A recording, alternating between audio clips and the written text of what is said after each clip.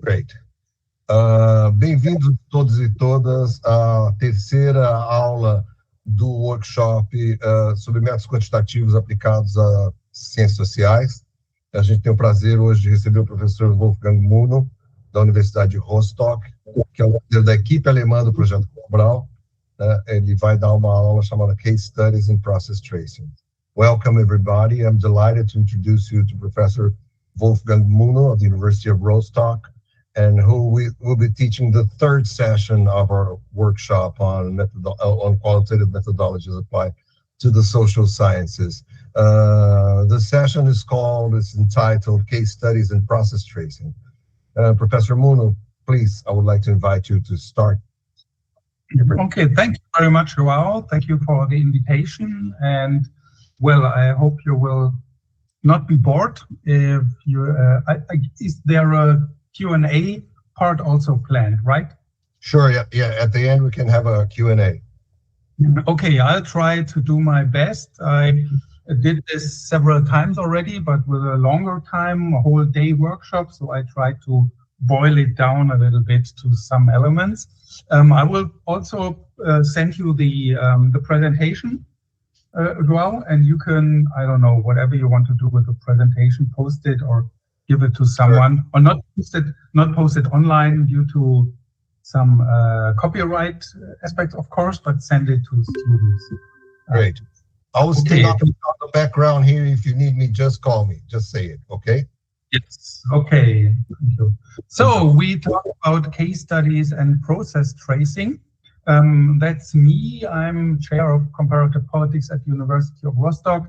I have been to several other universities in Germany, and also I was a visiting scholar in many universities in North America, Latin America, and Europe, also some in Asia. I'm working mainly on democratization, populism, parties, elections in the Americas and in Europe, especially in Germany, of course. This is one of our focus here. So we talk about case studies and process tracing, and I want to start with some basic information or background information about the debate about case studies, which is the first part, A Tale of Two Cultures. Then I will talk about case studies, and especially after that about causal mechanisms and process tracing, which is an important aspect of case studies. So let's start with the goals of the workshop. In the end, you should learn about how to use case studies, about strength and limitations also of the case study method, especially process tracing, and you should learn about the context, a little bit about the debates in the philosophy of science or in the philosophy of political science, especially about comparative small n methods, case studies. And there has been a debate going on for several years, and that's where I want to start with A Tale of Two Cultures, as I said. It started here in the 90s already with an important book by Gary King, Robert Cohen, and Sidney Verba. You see here on the slide, Designing Social Inquiry, Scientific Inference in Qualitative Research. This book has been published in 1994, and it spurred a big debate on methodology in social sciences. They had some important contributions in improving, let's say, the methodological approaches. And they, as the title said, they especially focused on qualitative research, which in their view had a lower quality of methodological approach or methodological standards compared to quantitative research. This book made important contributions of defining better research questions, whatever. The problem in the book, which spurred a big debate, was that it proposed to use more or less the standards of quantitative research also for qualitative research. They said it's not a different culture, it's more a different style, and but there's only one logic of inference, and this should be applied also to qualitative research. Qualitative researchers denied that. Some used some of the propositions in order to improve qualitative methodology. Others said, no, we have a completely different object of research. And so some were in the middle and tried to improve qualitative research by, as I said, using some of the propositions, like here, the book Rethinking Social Inquiry by Brady and Collier, which was also an important contribution. And so in the end of the 90s and the 2000s, there were a lot of contributions and new debates about methodology of qualitative social sciences. And we see a book which is a nice overview of this debate and of the positions, which is A Tale of Two Cultures by Gary Gertz and James Mahoney. They sum it up. The interesting thing, in fact, is that this was maybe for US colleagues sometimes new, also for younger scholars maybe new, but it was a replication of a very, very old debate in social sciences, which was the, let's say, the old debate of erklären versus verstehen, which how we call it in Germany, or explaining versus understanding, which on the one side are people like Auguste Comte, the French sociologist of the early 19th century, who proposed already in the early 19th century to do social sciences as natural sciences, being precise, collecting data, doing experiments, and trying to draw inferences and conclusions out of these approaches. This was called then positivism. And on the other side, we had people like Wilhelm Dilthey, a German philosopher, who said, no, the object of social sciences and also of humanities is, are humans, and humans are different compared to stones or trees. And that's why we can't use the methods of natural sciences in social sciences or in humanities. And he proposed a kind of interpretivism or hermeneutics, as they called it. And actually, Wilhelm Dilthey, he honed the word Geisteswissenschaften or humanities. He introduced this word in order to differentiate. In between were people like Max Weber, who said, well, it's not so bad trying to explain things using exact science, but sometimes we also have to try to understand motivations and ideas and understandings of the people acting, of the actors in social sciences, and this makes it really kind of different, but they try to do a middle way of that. So this is an ongoing debate also, and recent contributions in qualitative methodology, they, or let's say we still have two big camps in qualitative methodology. On one hand, people who in the tradition of Brady and Collier say, yeah, we have to use the good things of quantitative methodology and apply it also to qualitative approaches. And on the other hand, we have some more younger scholars who are saying, no, this is no use of that. Our object of research is completely different. And some of the ideas like debate on selection bias and things like that, this makes no sense in a pure qualitative approach. So my contribution today is more linked to the middle way, let's say, trying to improve qualitative methodology, but still taking some speciality into account. So, and this is, for example, when we use case studies, which is now the second part of my aula, let's say here.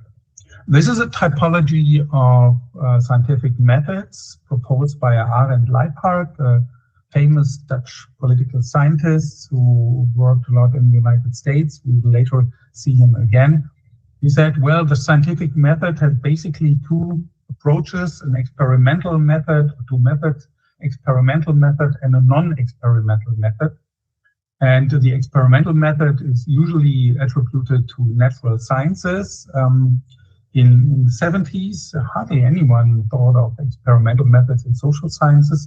Nowadays, we have quite a lot of experimental methods in social sciences also. But the non-experimental methods are divided into different approaches, which is on one hand the statistical method, the comparative method, and the case study method. Another approach in order to differentiate the three approaches, statistical, comparative, or case study method, is defining it according to a variable-oriented approach or a case-oriented approach, which we will see here in this graph I have made. Quantitative analysis usually has as many cases as possible, or many cases according to the research, but few variables. And the case study has, well, basically one case, but many variables are taken into account. And in the middle, we have several cases and more variables. And this is comparative analysis or QCA, and there are different approaches. So we will concentrate today on case study, where we have one case and many variables. And three questions arose when we talk about case study approaches. One question is, well, what is a case?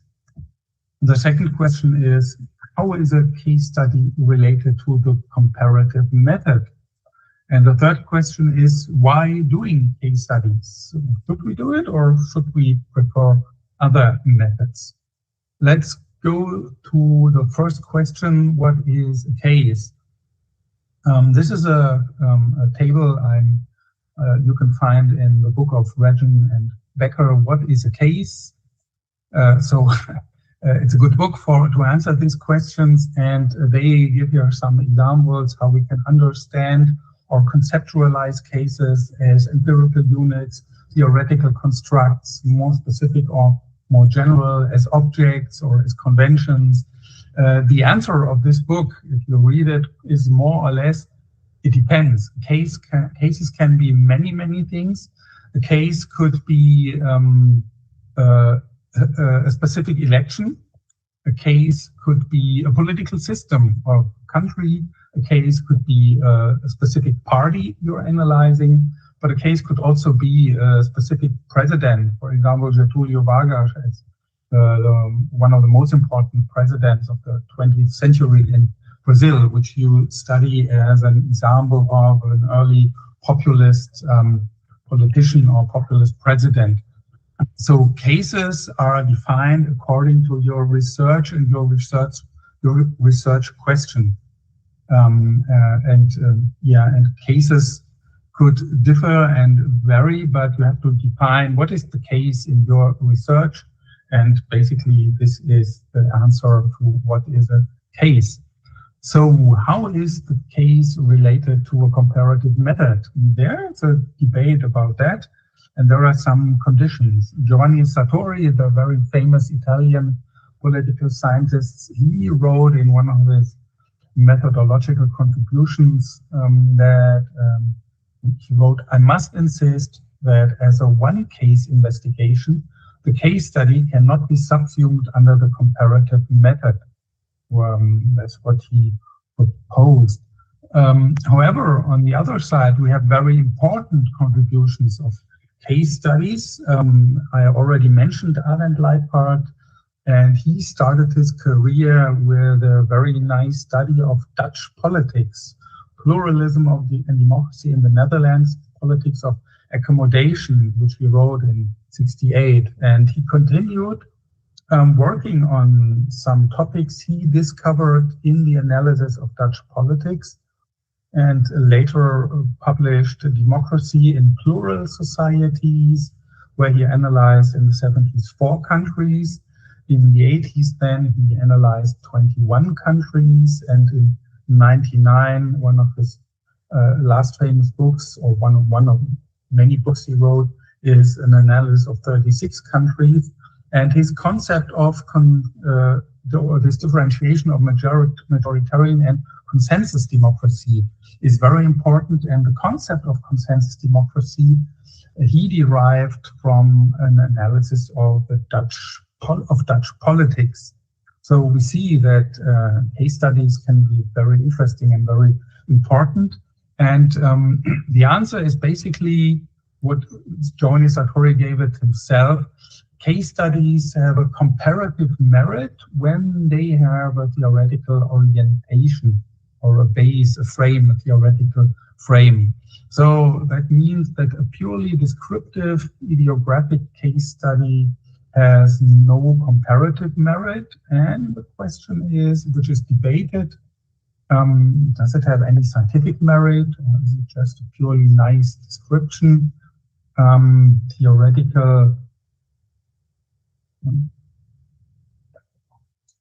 Theoretical oriented case studies definitely have a comparative merit. That means, and the question is, do they have a scientific merit? Do they have more scientific merit probably than purely geographic or descriptive case studies? What does this mean?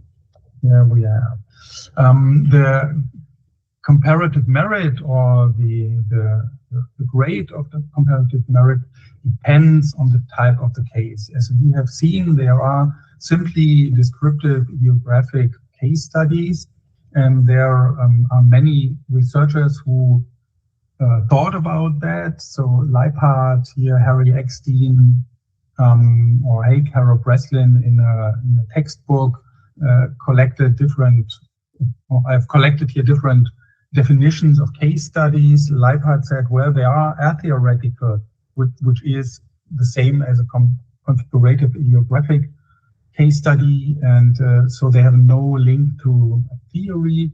We have interpretive, hypothesis generating, theory confirming, theory infirming, deviant case studies, discipline configurative, heuristic plausibility probing crucial case studies we find in Eckstein, or we have representative, prototypical, deviant, crucial, and archetypal. And in the case of Haig, Harold Breslin, we only have cases with comparative merit because they are all linked to some theoretical considerations. On one side, so we have atheoretical, interpretative, and configurative ideographic studies where there is no comparative merit. On the other side, we have a large number of different kinds of case studies related somehow to theory. And how are they related to theories? I will show you in a slide. So first, to put it simply, if a case study analyzes kind of special cases and is using or considering theories or concepts, then it has comparative merit. And this could be in the following ways. For example, these are here some examples. We could define or analyze a representative case, which is typical of a category. For example, Uruguay's negotiated transition in the third wave of democracy. This is a typical example of a pacted transition. And if you use the frame of democratization research and the way how autocracies transform into democracies, you have different ways, and one of the ways are the pacted transition, and then you can analyze Uruguay as a representative case for that category. A prototypical case, all right, is expected to become typical, and neoliberal policies in Chile under Pinochet were one early case, which became prototypical for many approaches in Latin America, as well as in many European or other countries who also applied neoliberal economic policy. So here again, we have a theoretical orientation. One aspect could be a deviant case, an exception to the norm, where we see, for example, in Argentina, the modernization theory claims that well-to-do nations are more likely to be democratic, but Argentina was the country with the highest per capita income, having a military coup d'etat in 76 in the history of social science data. So clearly Argentina is an exception to the norm that more well-to-do nations are more democratic.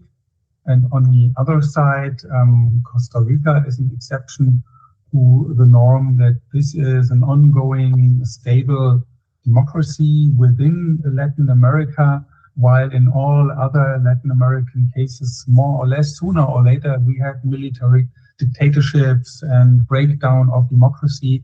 Costa Rica is an ongoing democracy since 1947, even older than the German democracy, which started after the Second World War in, officially we say, 49, more or less, when West Germany was founded. So Costa Rica here might be seen as a deviant case, having a stable democracy compared to unstable democracies or military dictatorships other way in Latin America. There's also a link to political theorizing. Crucial cases are cases where we test a theory in the least or most favorable conditions, which means there are least likely or most likely cases. You see, as an example, I used more or less mostly countries, or as in the case of Chile, a certain policy in a country, or in Uruguay, a certain phenomenon, which means a factor transition. So we also have different cases here. What do I mean as crucial cases or least likely and most likely cases?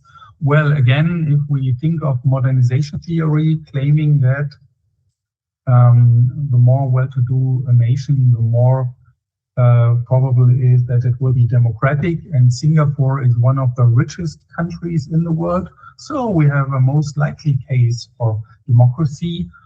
But you all know that Singapore is not a very good democracy. So this is a contradiction. This is a crucial case, but a contradiction to modernization theory hypothesis.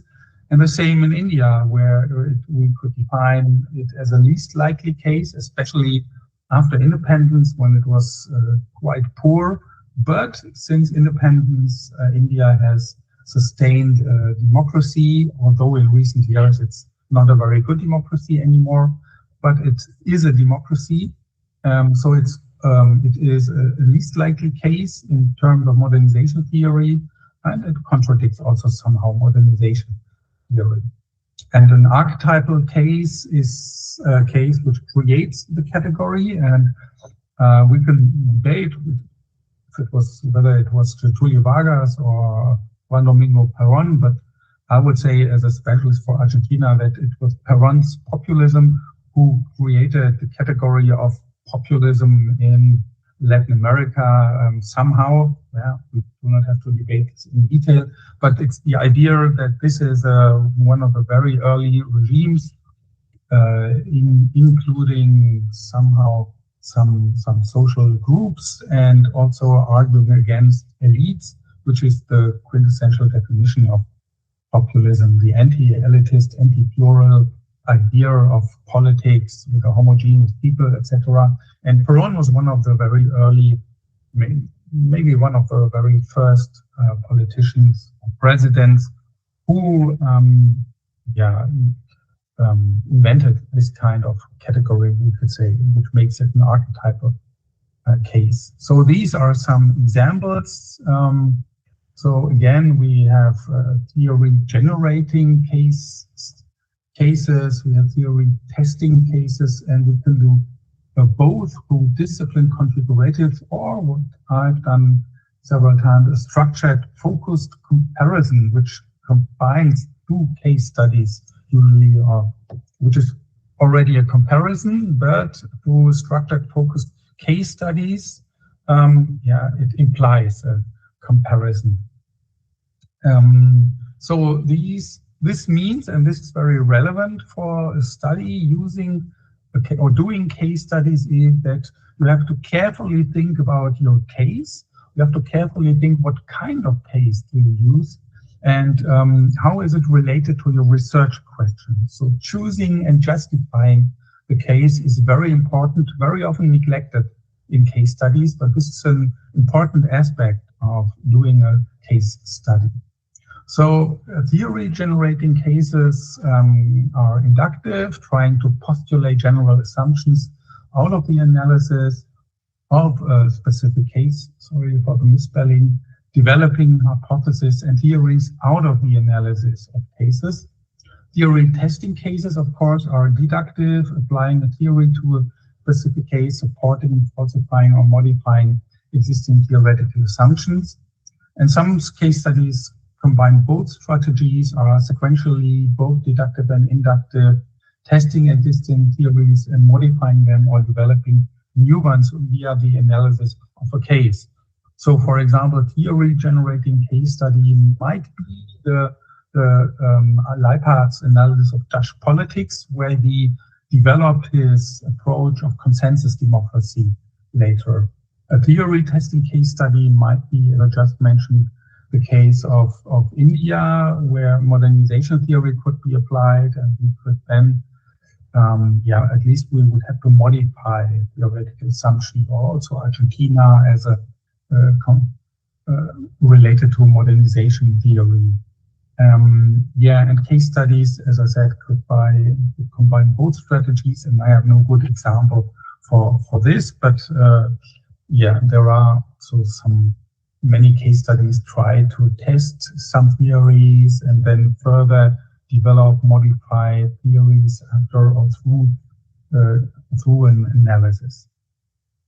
So this is about the second question, so case study and comparative merits and comparative method and the relation. So now to the third question, why doing case studies? Because we have some severe limitations. As Leiphardt or Regin wrote already, a case study is neither a good basis for generalizations nor for falsifications of established theories. This is just one argument, and maybe this is not enough, and especially generalizations. So Sartori spoke of the danger of parochialism. That means that there's the danger of overemphasizing details and particularities, ignoring established categories of general theories, and in the end producing only ad hoc explanations. So this is the danger of doing case studies, or the limits we have inherently in case studies. So why doing it? What is the advantage of doing case studies? Bennett and George summarized the advantages in one of their books, in which they wrote, case studies have a comparative advantage in areas where statistical methods are less effective. And these include specifying and measuring complex variables, inductively identifying new variables and hypotheses, and developing contingent generalizations or typological theories. Or more generally, case study methods are strong at identifying and testing causal mechanisms or the social or political processes through which variables exert causal effects. And so here we have, this is my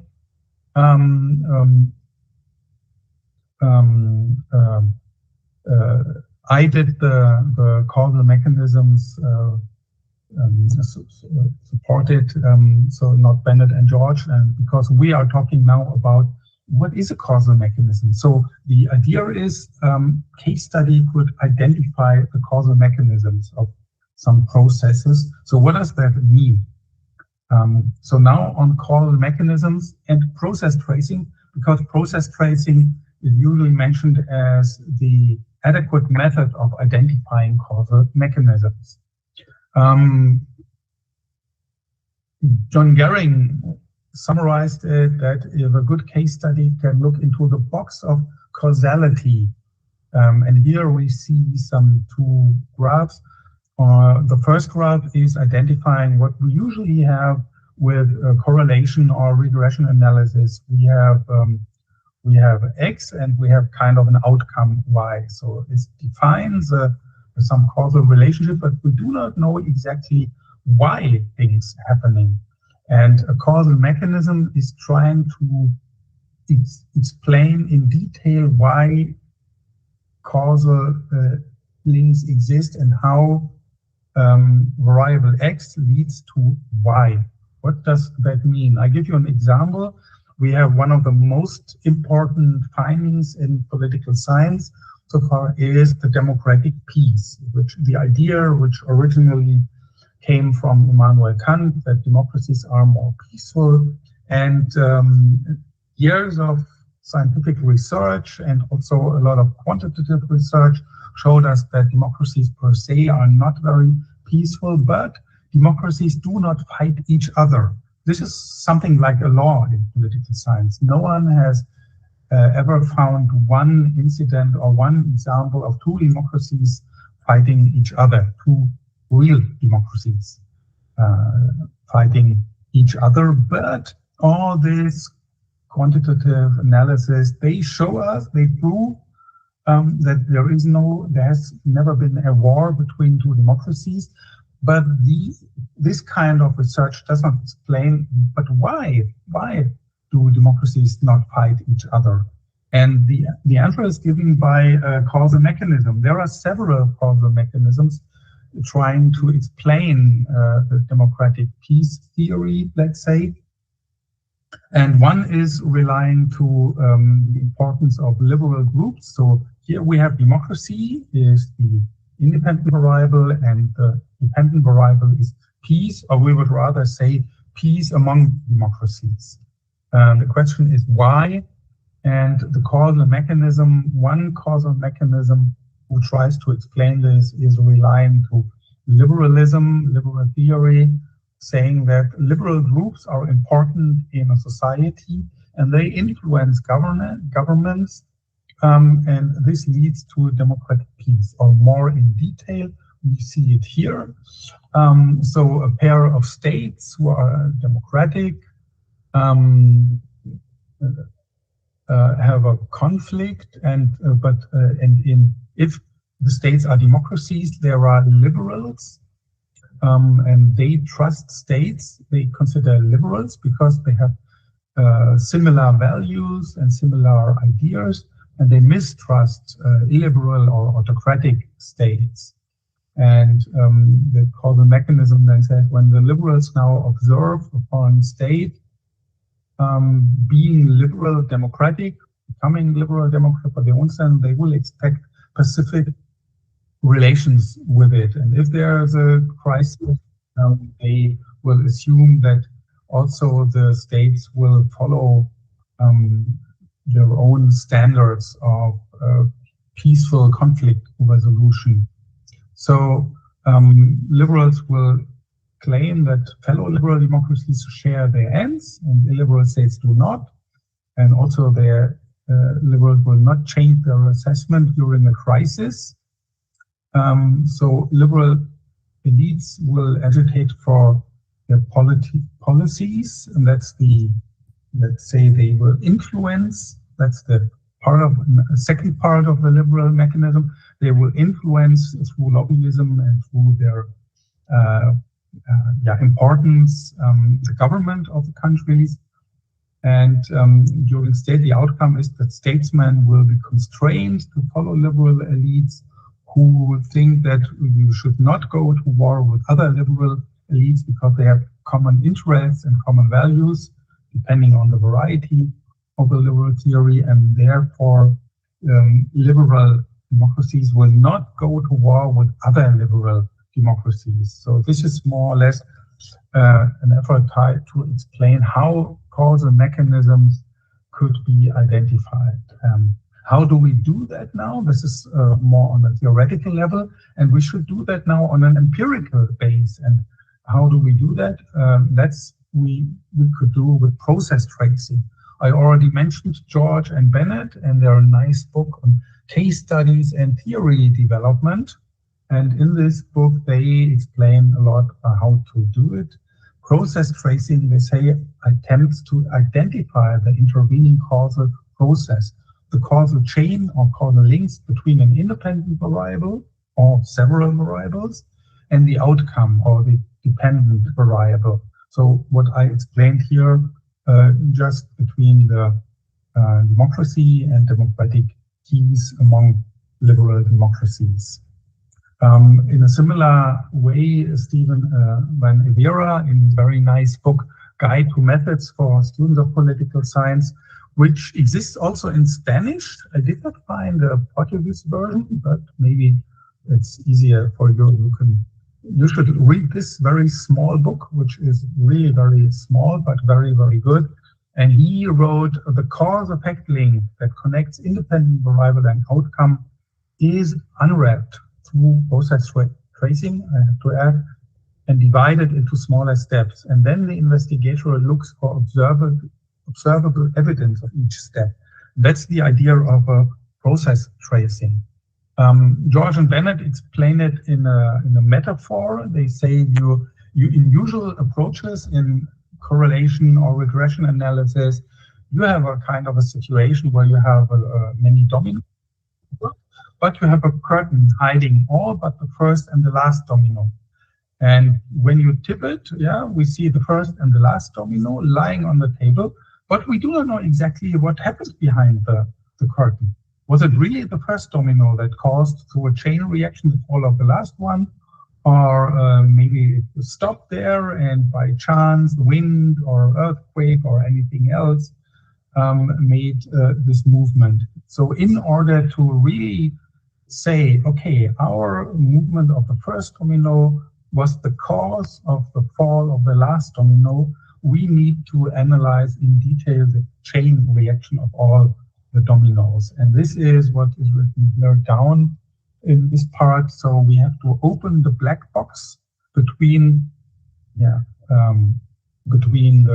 variable X and the outcome Y, and trying to identify the causal chain, the causal link, by identifying event A or situation A and B and C, which led to, in the end, to the outcome. So we have to analyze empirically crisis between two. If we take again the example of democratic peace theory, we have to look for examples where two liberal democracies had a severe crisis.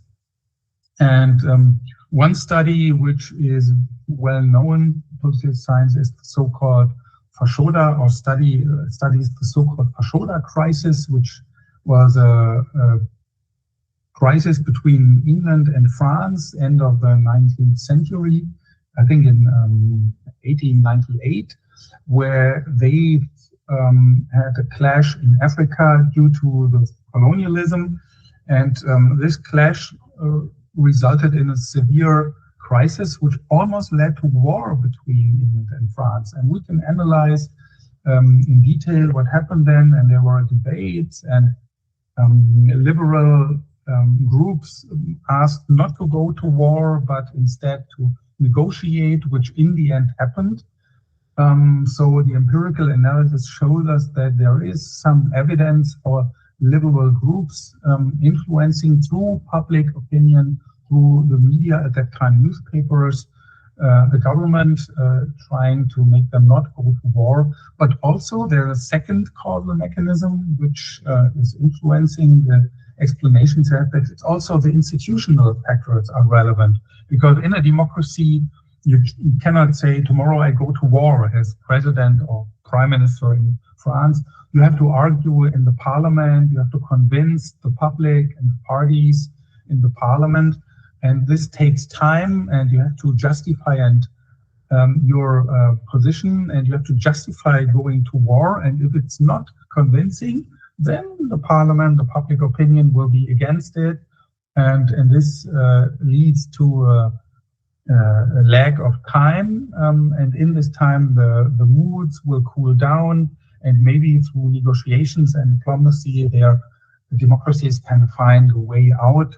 Assuming, and this is the next or part of the mechanism, because they assume that liberal democracies prefer peaceful conflict solution, which is part of Kant's idea again. So this is implied into this mechanistic explanation. Yeah, and this is what empirical analysis then should prove. Here is another slide showing you that from Beach and Peterson in their book on process tracing, and they said, yeah, okay, we have to conceptualize the causal mechanism, which is here. We have liberal ideas, liberal groups influencing the government, and in the end we have peace. But we have also to operationalize the mechanism and try to find observable manifestations, incidences, facts, data. However you do that, there is no clear order from process tracing how to do that. This is open to different approaches. Collect evidence with different, whatever it is, in your empirical study in order to show that this is a plausible chain and causal link for your explanation. So in some, process tracing is a key technique for capturing causal mechanisms in action. And this can be done through induction, or in our case, the example of democratic peace theory, it is more a deductive approach. It could be a mix. It could be a bit also more narrative, descriptive, how things developed in the process. In this process, Bennett and Jekyll, in their book, Process Tracing from Philosophical, sorry for the misspelling, leads to best practices, they wrote the researchers have to take in a lot of information that may or may not later become part of the hypothesized explanation, a phase that some have colloquially called soaking and poking. This is more the proposal of using more qualitative methods, taking all the variables, possible variables into account, and then try to frame an explanation, a causal mechanism, which is plausible, basically. So one immerses in oneself in the details of the case, tries out several alternative explanations, of course, or proto-hypotheses that may either quickly prove to be dead ends or become plausible and worthy of more rigorous testing. And it is important that investigations should then be open to also to possible alternative explanations, and will be willing to follow the evidence wherever it leads. So process tracing has very often something to do with plausibility, common sense, intuition, and especially a very good knowledge of the context. Here it differs significantly from quantitative approaches, where you do not have to know a lot about the context. You get your data out of some data collections and do your research, but in process tracing, you really have to know what happened, or you have to find out what happened. So process tracing is also very important, or can be useful in the empirical analysis of sequential forms of complex causation, which means timing is relevant here. So this is something which Pearson mentioned in his book, and also the debate on critical junctures. And here, process tracing can make very important contributions in critical junctures, like how the world economic crisis maybe influenced the rise of the Nazi party in Germany or not, which is debated within amongst historians, and a proper analysis shows that the world economic crisis contributed to the rise, but it was not the causal effect. It was simply a supporting effect for the rise of the Nazi party. It was already before that their ideas and their proposals have been debated very interestingly. So critical junctures and tipping points are very important. So politics in time, as Pearson mentioned that in his book, are relevant for that.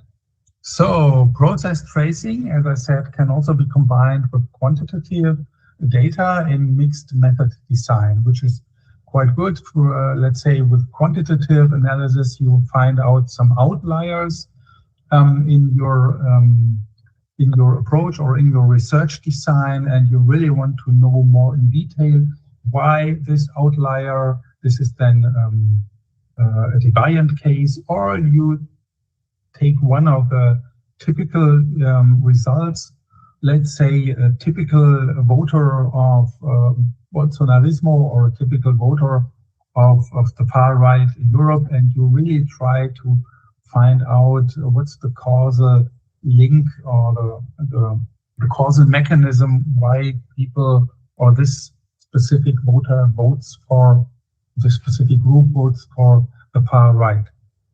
Process tracing can also be combined with formal theories. Game theory, there's an approach which is called analytic narratives, which in detail tries to analyze processes. For example, there's a nice book by Zagari on the outbreak of the First World War, where he is combining formal game theory with detailed historical analysis of the events, especially of the sequencing of the events, who has done what, and how was the reaction of the First World War in Europe. You know probably that there was the successor of the Austrian emperor was killed in Serbia, and then there was some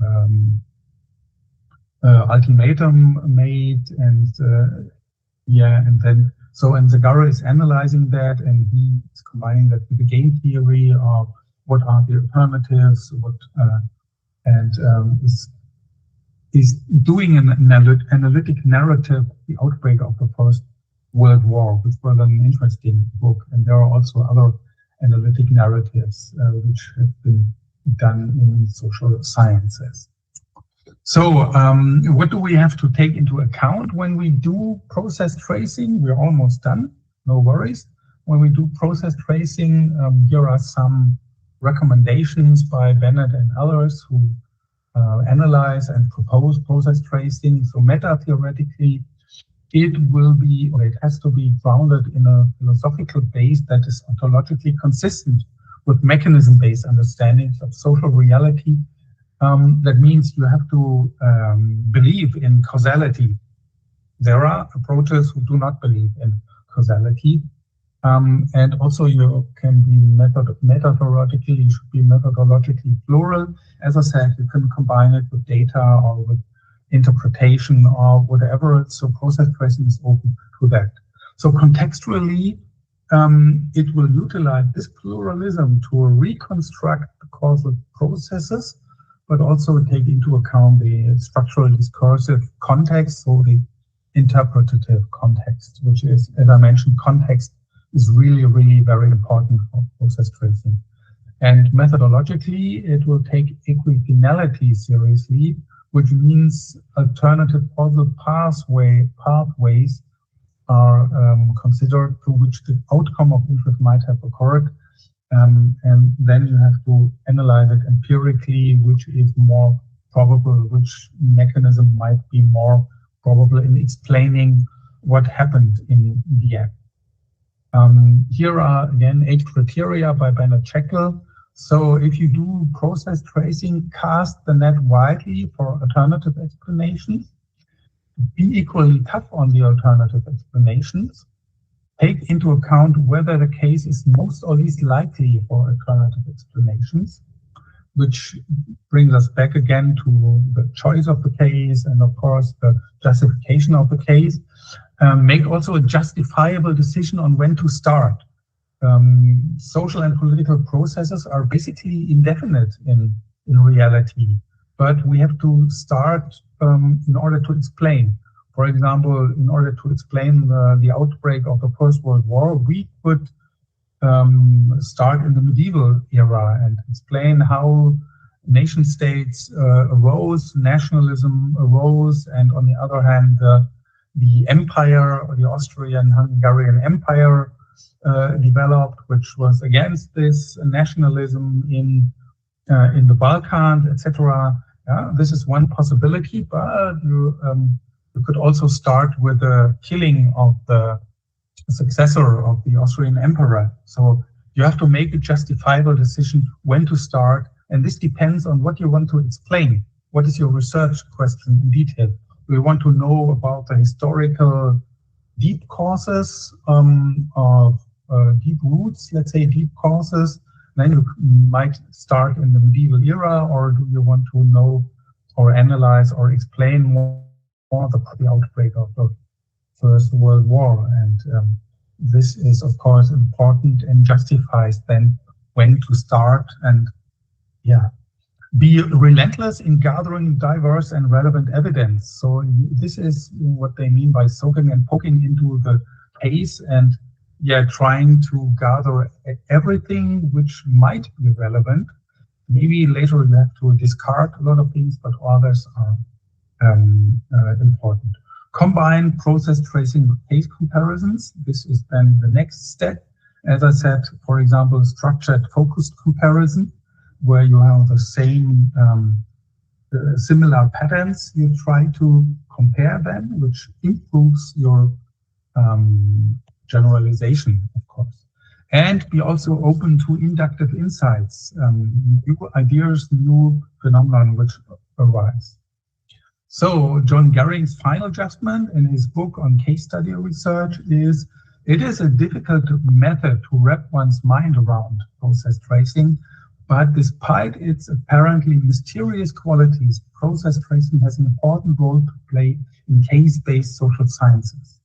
Mysterious qualities, what does that mean? What I mentioned was that you have to take intuition, plausibility into account, which is not as exact as you have a certain number, a hard number you can work with in quantitative approaches.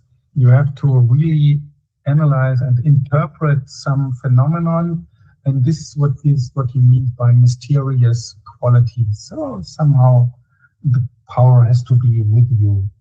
Yeah, and this is one of the best books, and Daryl Beach and Rasmus Bohm Pedersen from Aarhus University. I have taken several graphs out of their book, which explain more in detail in the whole book how process tracing methods work or should work in order to have a proper approach or a proper method to identify causal mechanisms. So that was my presentation about, yeah, we have a few minutes more to discuss and debate. Thank you for your attention and obrigado. I leave it still open here in order there are some questions to the slides, but if you have any questions, feel free to start. Maybe João is the moderator, or how do we do it?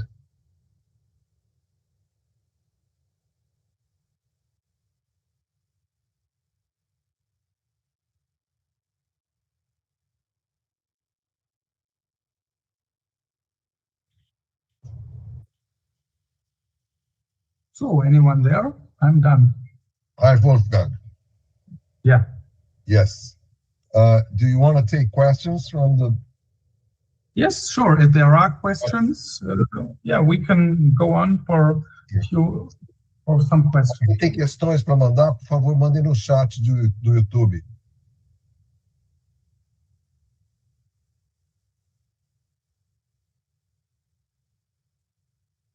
Wolfgang, I'm going to show them also the links to the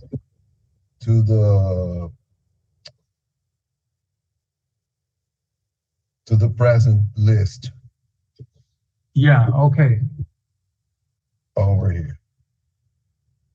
Attendance list, I'm sorry, yeah. Let me just...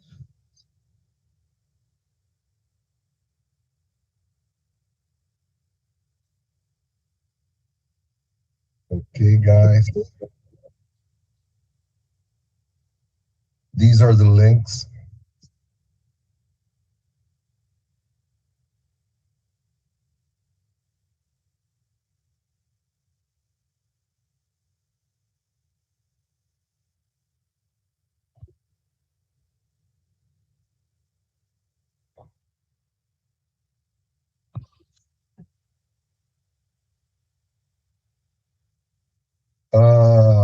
There's one question here for starters.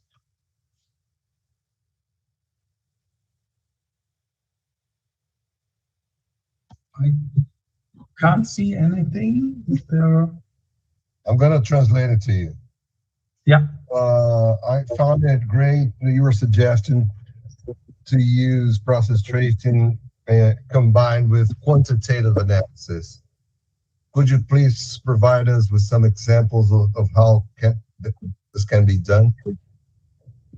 Yeah, well, as I mentioned, for example, the modernization theory debate, we have a lot of empirical analysis of modernization theory, of the relationship between democracy and development. This is a huge research area, and many quantitative contributions were made. However, we still debate the direction. Does democracy lead to development, or does development lead to democracy? The older modernization theory claimed that development leads somehow to democracy, and the causal mechanism which was implied was that somehow a middle class emerged in these countries, and this led to democracy, but no one exactly knew how. So one explanation was via education, other example was via some different things. And this is something you could analyze, and which has been done by analyzing by case studies. For example, that how poor countries like India sustain the democracy, or why in a country like Singapore, as I mentioned, although you have a very high level of education, you have a high level of economic development, but there's a lack of political culture, for example. And then you have a different causal mechanism that the government in Singapore is not encouraging participation and other things, and so this limits the democracy. And that's how you can combine quantitative analysis, where you really have a clear overall example of or correlation between democracy and development.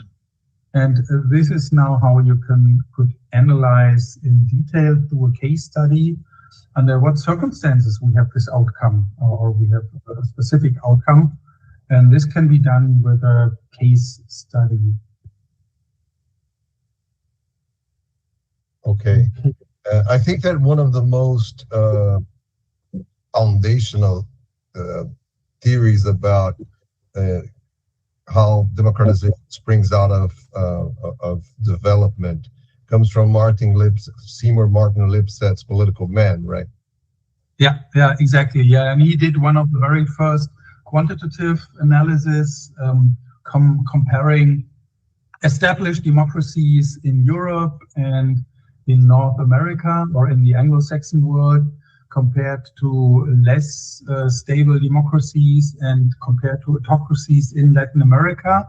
And he found out that, well, the more well-to-do, the more the chances that countries are democratic. So the more developed nations, he analyzed indicators like the number of doctors, the number of newspapers, per capita income, the share of industrialization, urbanization, and many other indicators already in the 50s. In 59, he published his first article on that topic.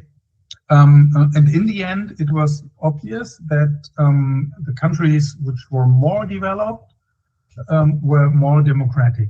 But there is no causal link for that. And many discussions, as I mentioned, tried to frame it with the rise of a middle class, which is more and more educated and is asking for more participation, and through that is asking or is promoting or developing a democracy in a certain country.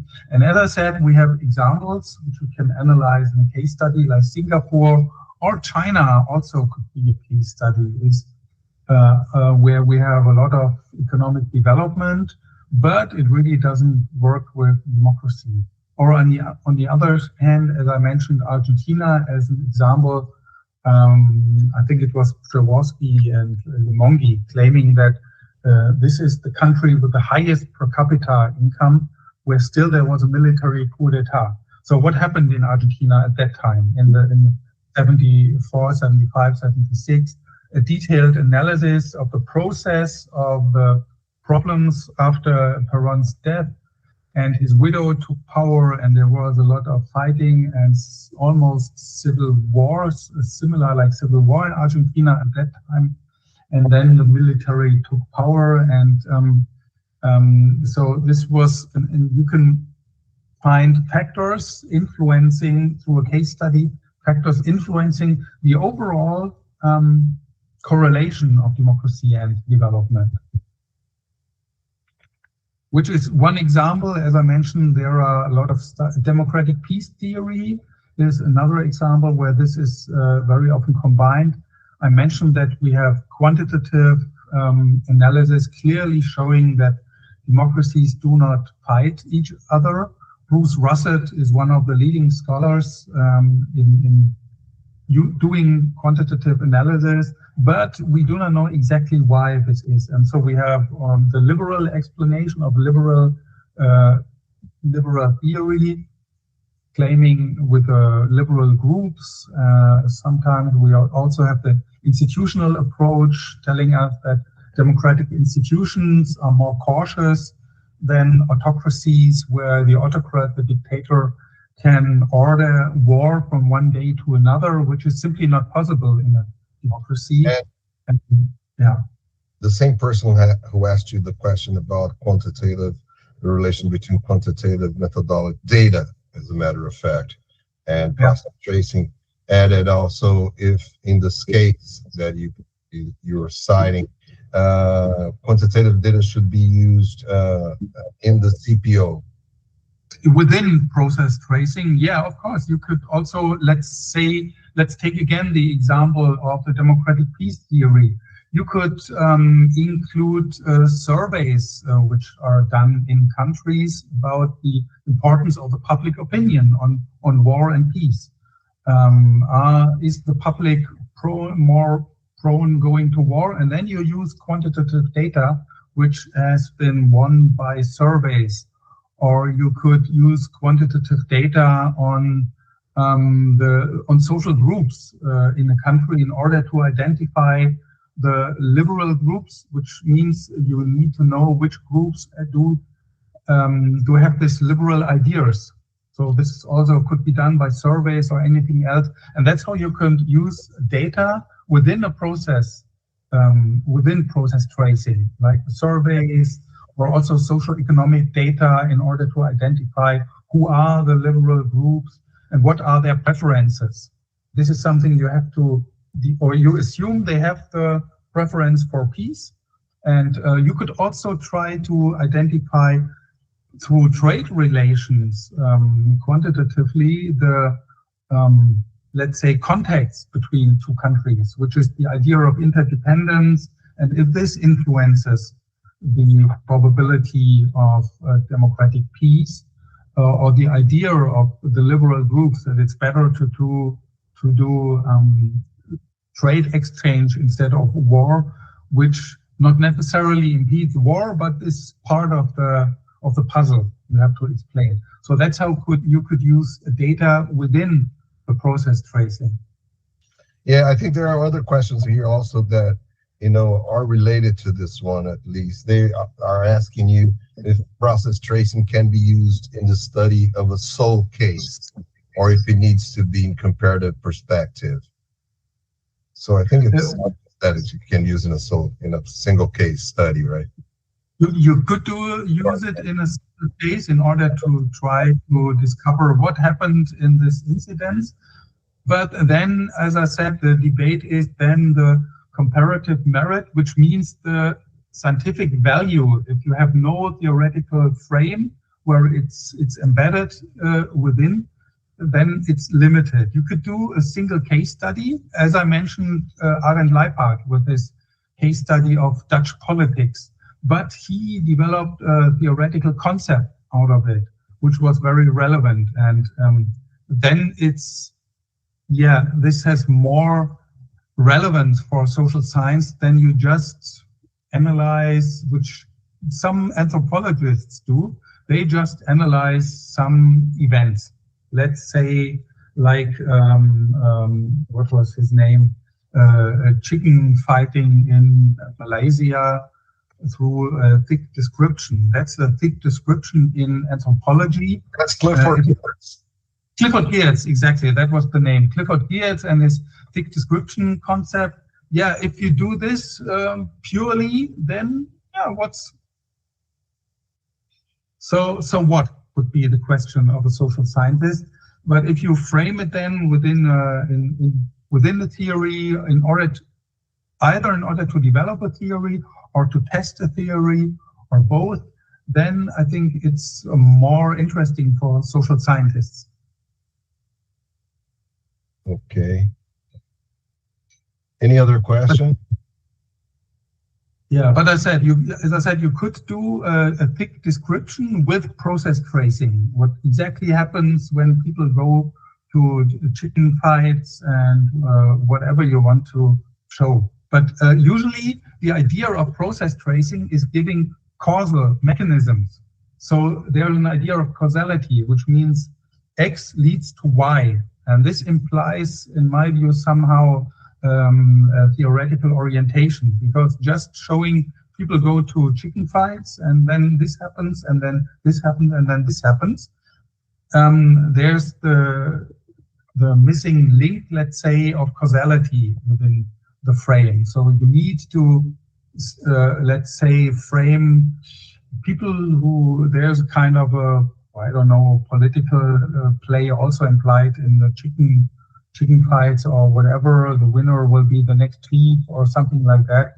And then it's linked to process tracing. Otherwise, it's just a pure description, which is not process tracing.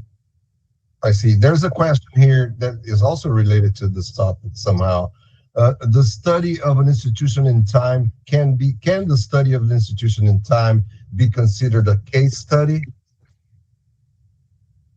Yes, definitely, because the institution then is the case, and the development on of the institution is then the case study. As I said, the case can be almost anything. An institution like the judiciary in Brazil could be the case study, and the development of the judiciary then would be the case study. And as just shown there, you could combine some qualitative, interpretive things of events and how, let's say, judges are nominated, combined with quantitative data about what's the social background of judges in Brazil or whatever, and then you can combine it, let's say. But sure, an institution can be a case. Oh, they enjoy the comparison with Star Wars. Yes, I have a lot of this. I also have Star Wars as my on my smartphone when it rings. Oh yeah, I remember that. Yeah, okay, yeah. Okay, any other questions, guys? The audience? Mais alguma questão, gente?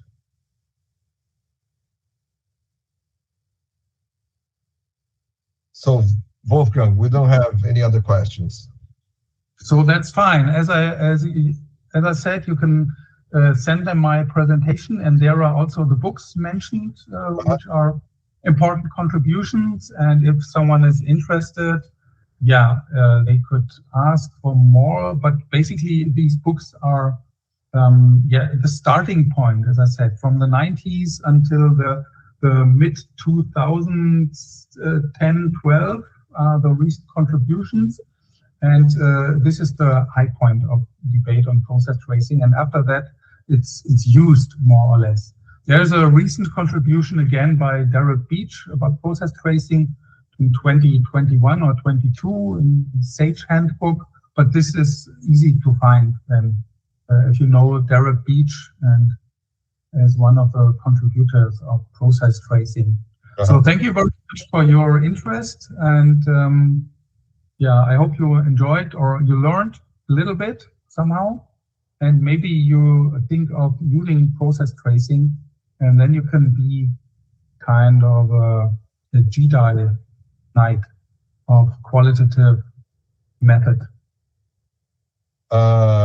Wolfgang, there are a bunch of thank you messages here too from the audience. I would like to echo them too, and thank you for your very interesting presentation, very interesting class.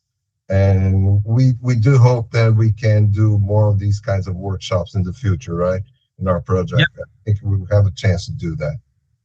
Yeah. I also added to the last attendance sheet form, actually, one question for the desired topics that people might be interested in the future, so we can see if they fit our competences. Okay. Yeah, and sorry for not participating or listening yesterday and the day before, but I had class on my own at the same time, so I couldn't attend the Thomas and your presentation on other qualitative methods. But hopefully we can do this again, and I would like to organize it here also in Rostock, something like that. Yeah. Let's do it. Yeah. Okay, man. Thanks. Okay, so it's dark already. It's night, and I'm a little bit hungry. So thank you for your attention. It's now 7:15 p.m. here in Rostock. Have a nice day, and see you soon. Or on Monday. See you on Monday, yeah. Bye-bye. Bye-bye.